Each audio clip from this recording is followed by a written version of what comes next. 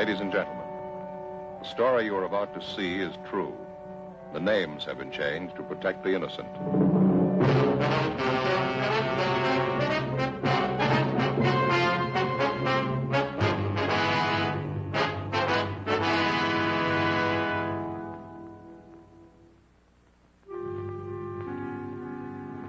This is the city. 2 million people, almost 1 million kids. The people have tried to plan for them. They've built schools for them to learn in, beaches and parks for them to play in. Most of the kids follow the course as planned. A few of them get lost on the way. When they do, it makes trouble for me. I'm a cop.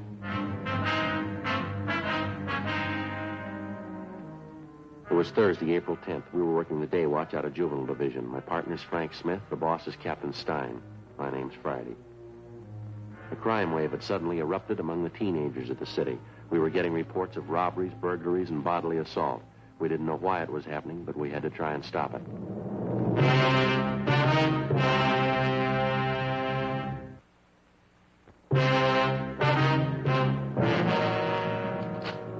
Frank? Yeah, Joe. Got a call in West Fremont. Same neighborhood we had trouble Monday night. Yeah, sounds like it might be the same gang, too. Those kids are sure moving fast. Yeah, did you leave the note for Simmons? Mm-hmm. All set. What is it this time? Movie theater on West Fremont, small neighborhood house. Mm-hmm. They had a crowd of 15 or 20 kids in there today, mixed group, boys and girls. For no reason at all, they started to tear the place up. They do much damage? Well, we can see when we get there. They told me on the phone, theater manager tried to quiet the kids down. Half a dozen boys piled all over him. One of them pulled a knife. They tore up a couple of seats, moved out into the lobby, smashed mirrors, lamps, beat up one of the ushers. Lousy little punks that give a right arm to know how this thing got started. We never had much trouble from the kids in that neighborhood out there, Joe. Not until this last month. They seem to be going crazy. It's not getting any better. Burglaries, car thefts, wrecking property. Somebody's going to come out on the short end if it keeps up. It's got to happen. Well, maybe it already has, Frank. When they were ripping up that theater lobby today, one kid got hurt. What happened? 14-year-old boy. In the mix-up, he got shoved through a display case, plate glass. Cut up pretty bad. On his eyes. I'm not sure he's going to see again. In police work, the standard law of cause and effect works like it does for everything else. When a crime's committed, there's a cause behind it. There's a reason for it. And when a group of normally well-behaved kids in an average residential neighborhood start running wild, there's got to be a reason for that, too. A month before, a rash of auto thefts, petty stealing, and public disturbances had broken out suddenly in this particular neighborhood. All of the incidents were traced directly to the teenagers in the area. Why the kids had suddenly decided to run wild, we didn't know, but the amount and nature of the violations kept getting more serious. Juveniles who'd previously been picked up for petty thefts and placed on probation were now being brought in on charges of burglary. Auto thefts in the area had jumped 20%. Misconduct and drunk charges against the teenagers, girls and boys alike, increased by the week. We had a fair idea what the root of all the trouble was. So far, we hadn't been able to trace it. 3:07 p.m. We got to the neighborhood movie theater on West Fremont. We went inside. The lobby was a shambles. A new show had just started. The manager of the theater met us in the lobby, a Mr. Clyde Barton. Got the best of me, Sergeant. I don't know what to make of it. Just look at that wreck. You'd think they were a bunch of savages. You have any idea at all what started them off, Mr. Barton? No, no idea in the world. A bunch of them came in about 2 o'clock today. Boys and girls both. They sat in front and watched the picture for a while, and it started getting noisy. Did you recognize the kids? I mean, are they from the neighborhood here? Sure, I know who they are. I say they started to make trouble down front, kicking the back of the seats and yelling around. Usher couldn't do anything with them, so I went down to tell them to quiet down and get out. Well, did any of them in particular seem responsible for the racket? Any ringleader? Not that I noticed, no. I tried to be nice to kids, reason with them. They just wouldn't have it. Must have been almost 2 dozen of them. When they wouldn't behave, I told them to leave. I'd give them their money back. What'd they do? Got real foul-mouthed. 1 or 2 of the girls, too. Some of the language I wouldn't even use at a stag party. Well, I got so mad I grabbed 2 of the guys by the neck and told them to get out. And that's when it broke loose. What happened exactly? A whole crowd of them jumped out of their seats and piled on me. I fell back down there on the floor, and I started swinging. To tell you the truth, Sergeant, I was scared. I didn't know what to make of them. It seemed like a pack of animals, wild. I happened to hit this one kid, and I saw him pull out a knife and come at me. You usually get along pretty well with the neighborhood kids, do you, Mr. Barton? They don't have any grudge against you that you know of? Not that I know of, no. Up until a few weeks ago, everything was fine. I never had a bit of trouble with them. Then all this rowdy stuff began. I tell you, it's got the best of me. This is the first time you've had any trouble of any real size, is that right? Yeah, well, once in a while the kids fool around the show, talking loud, but nothing like this. You want to see Fred, my usher, the way they messed him up. Brutal. That little 14-year-old that they shoved through the glass showcase. That'll be a real mess if he doesn't pull through. I was going to ask you, sir, about the kids in that crowd you recognized. You happen to know any of their names? Here's the list. 7 names in all. Every one of those kids was in that gang. I can give you a hand tracking down their addresses. Thank you. Something else. Here's what I was talking about. What's this, sir? In that scramble here in the lobby, that little box fell out of one of the kids' pockets. One of the ushers picked it up and brought it into me. Have a look inside. Frank? Uh-huh. I don't know too much about it, Sergeant, but I got a hunch. I don't think I made a mistake. Yeah? What do you think? No, sir, it's no mistake. Marijuana.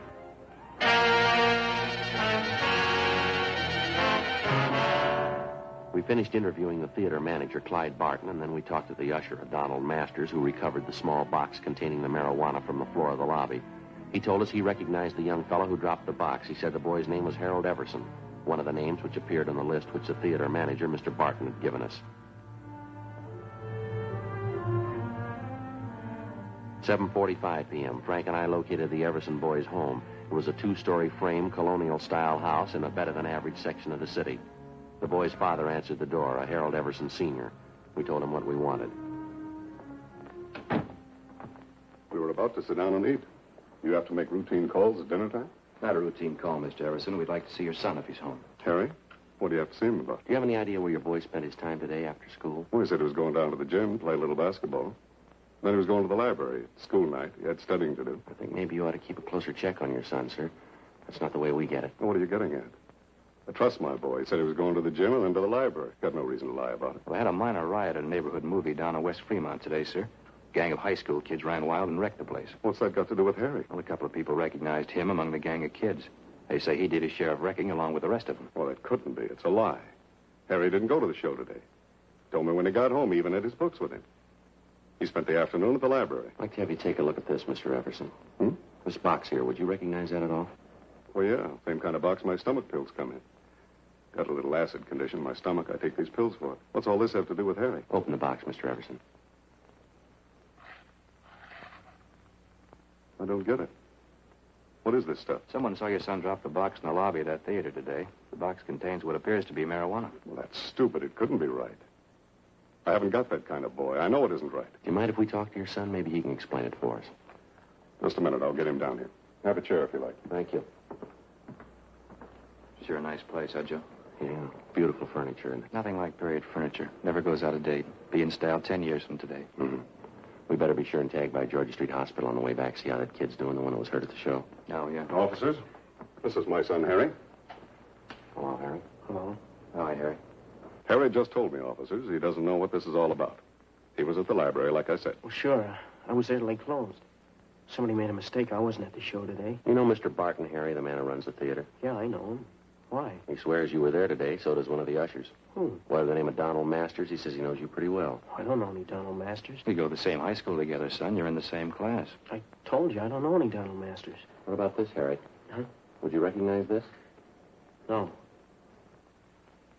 What is it, Harry? What's wrong with you? nothing. I don't know whose it is. It's not mine. Well, it was lost in the lobby of the theater today. Masters says he saw you drop it. He's lying. I hate the kid's guts anyway. He's lying. Thought you said you didn't know him, son. What are you shaking for? What kind of story are you trying to tell? I didn't mean it, Dad. The kid got this stuff for me. I didn't mean to get it. I didn't mean to, Dad. It's beginning to look like I'm the dunce of the family, huh? Take it easy, Mr. Everson. You liar, Harry. The kid got this stuff for me, Dad. It's the truth. I didn't buy it. You want him downtown, officers? Afraid so, Mr. Everson. Like to have you come with him. Go get dressed. Go back to your room and get your clothes on. Okay, Dad. I can't believe it. My own boy using marijuana. Can't tell you how I feel. Afraid there's going to be more folks feeling the same way before this is all cleaned up. But it'd be different if Harry didn't have a chance. A good home, good training. Boys had the best I could give him. Yes, sir. It's the last thing in the world I thought could happen. I never even thought about it. I never entered my mind. Yes, sir. Same for my wife. We never even worried about it. Neither one of us. Maybe that's why it happened.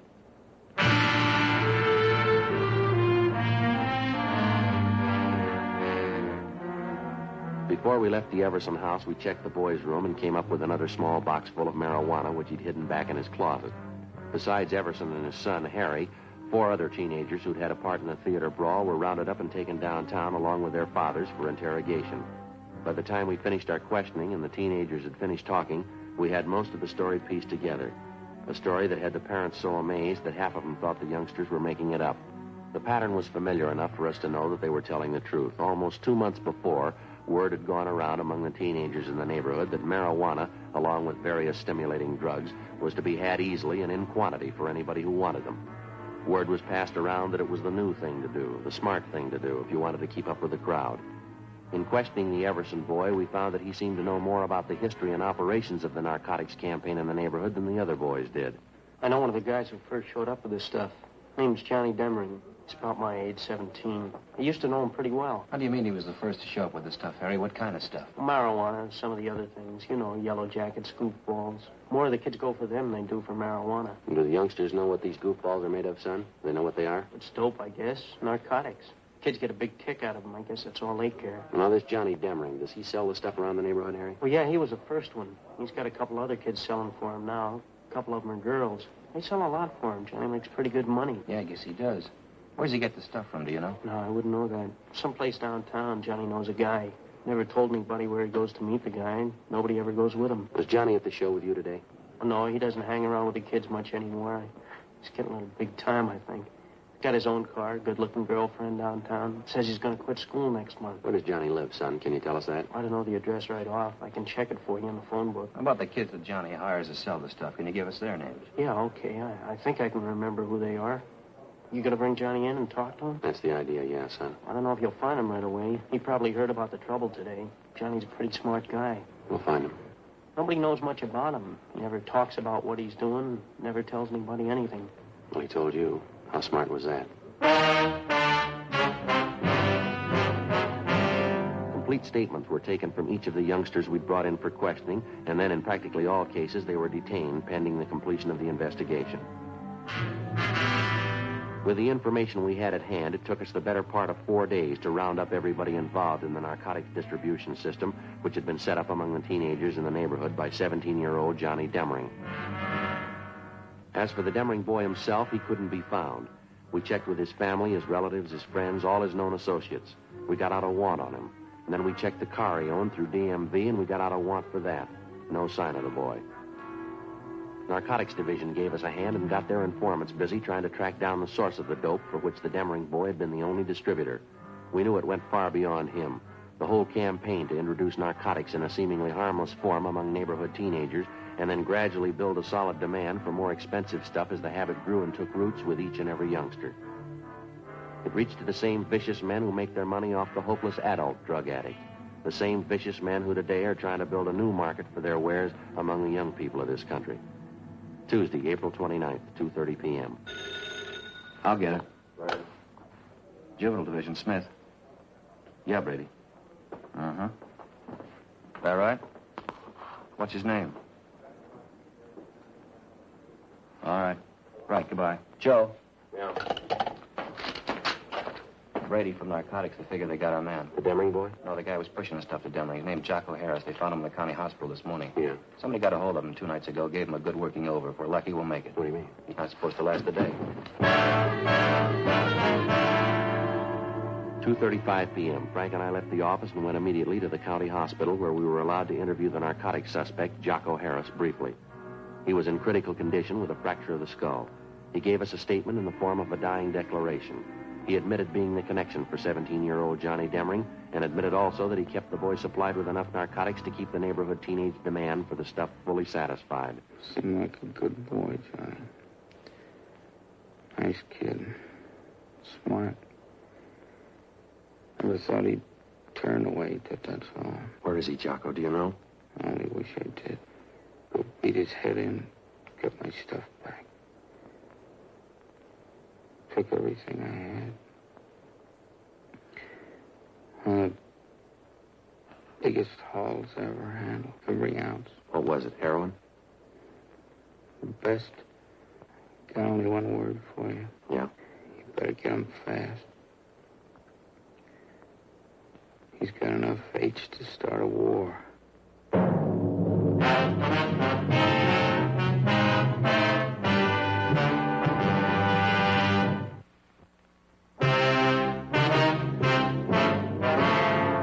Wednesday, April 30th, 9 a.m. The hunt for 17-year-old Johnny Demring was intensified. To our knowledge, because of the information we'd gained from narcotics peddler Jocko Harris, the teenage youngster had a large store of high-grade heroin, which we knew, because of his inexperience, he was unaccustomed to dealing with. In his hands, the narcotics immediately became a lethal weapon. We knew that Johnny Demring had only one market to deal in, only one type of customer he was acquainted with, the teenager. In previous transactions, we knew the youngsters received only a low-grade type of narcotic, highly diluted. We knew that if Demring succeeded in dispensing the highly concentrated store he had on hand, and the juvenile customers he served tried it on themselves, it would very likely result in death.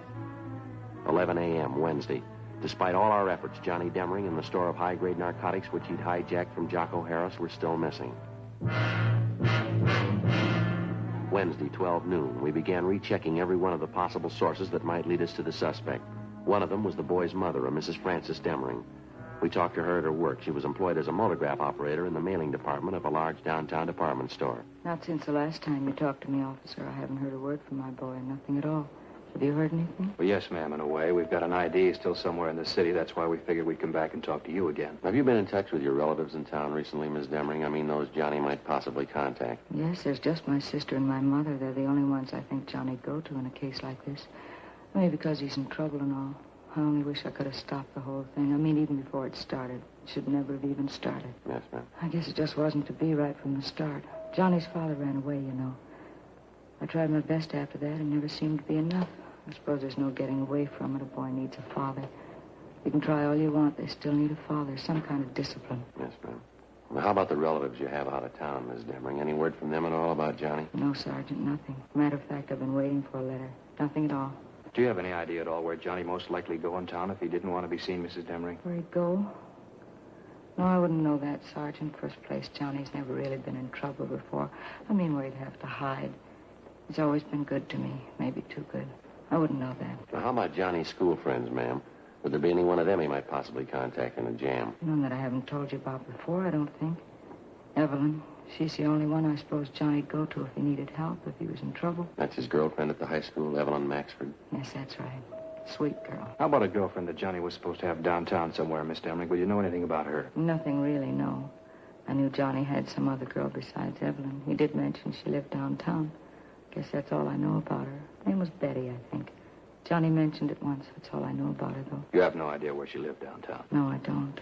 Johnny and his girlfriends, that was one thing I tried not to pry into. All right, ma'am. Thank you very much. Appreciate it if you'd notify us if you hear anything at all about your son. All right, thank you. Tomorrow's Johnny's birthday, you know. I meant to tell you. I always expect Johnny home on his birthday. Seems no matter where he is, how he's tied up with his school or sports or something, Johnny always makes it home for his birthday. I see. Wonder how it'll be tomorrow. He's never missed being home on his birthday, not once. Well, if he shows up, I guess you can count on one thing, ma'am. What's that? He might have to miss next year. 2 p.m. Frank and I picked up a glass of milk and a hot dog for lunch, and then we continued making a check of Johnny Demring's closest friends. Next in line after his mother was Demring's high school girlfriend, Evelyn Maxford. We located her at home. She seemed unusually nervous as we interviewed her. No, there's nothing wrong. It's just all this business about Johnny. All this trouble. I've been upset ever since I heard about it. You haven't heard from Johnny at all, Miss Maxford. He's made no attempt to contact you since the last time we talked. I haven't heard a word, officer.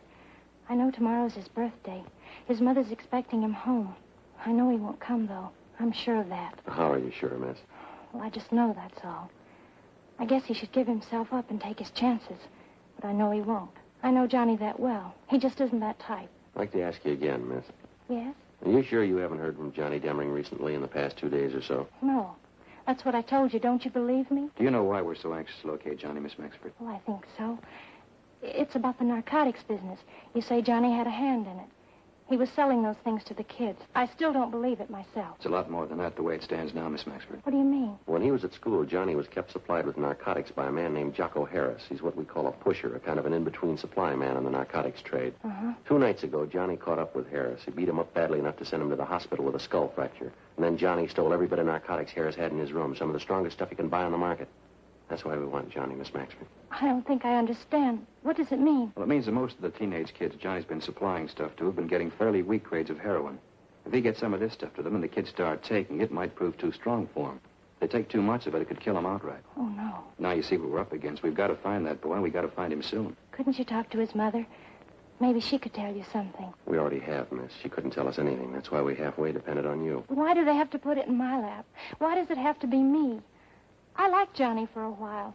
I don't know what to think now. Have you heard from him, Miss Maxford? There's no reason to be afraid. You'd probably feel a lot worse if something happened to one of the high school kids, wouldn't you? Miss Maxford? I got a call from him yesterday. Johnny.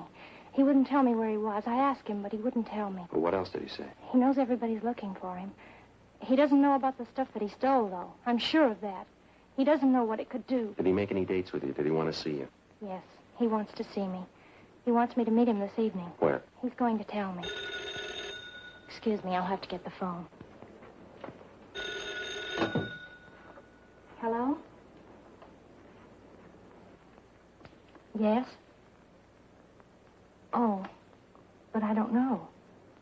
I don't really. What? 5:30? All right. Yes. Yes, I'll meet you then. All right. Bye. Sergeant, Yes, ma'am. that was Johnny just then. He wanted to make sure I was going to meet him. When? 5:30 in Lake Park, Which side, miss? the west side. Sergeant, I could hardly understand him. He said he was sick. Yeah?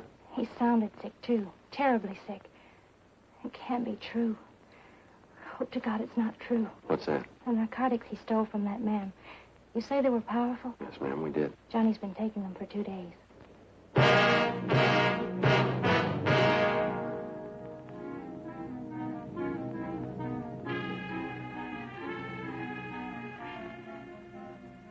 Together with 2 other men from Juvenile Bureau, Hurst and McTighe, we drove down near the appointed spot along the lake in Lake Park where Evelyn Maxford's meeting with the teenage suspect Johnny Demering was to take place.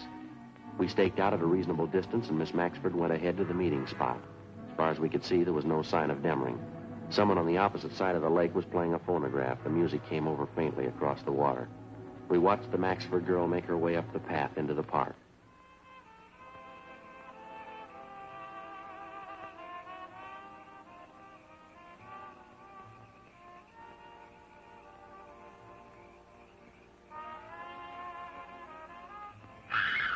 Come on.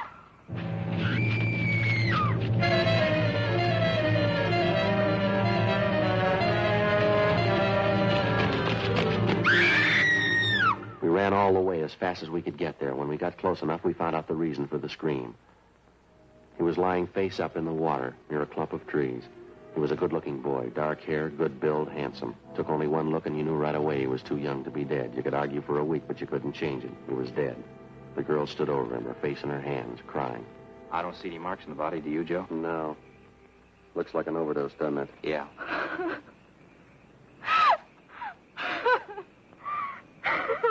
We better get her out of here, huh? Yeah.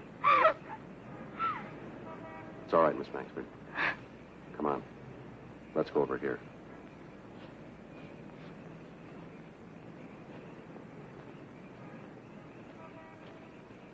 We'll have one of the other officers take you home. We can take care of what has to be done here. He was a good boy, Sergeant.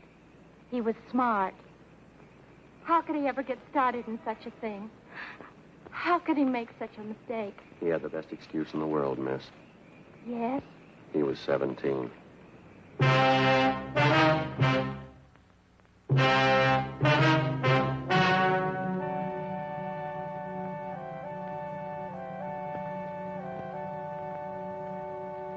On May 2nd, a coroner's inquest was held at the County Morgue, Hall of Justice, City and County of Los Angeles, State of California. In a moment, the results of that inquest.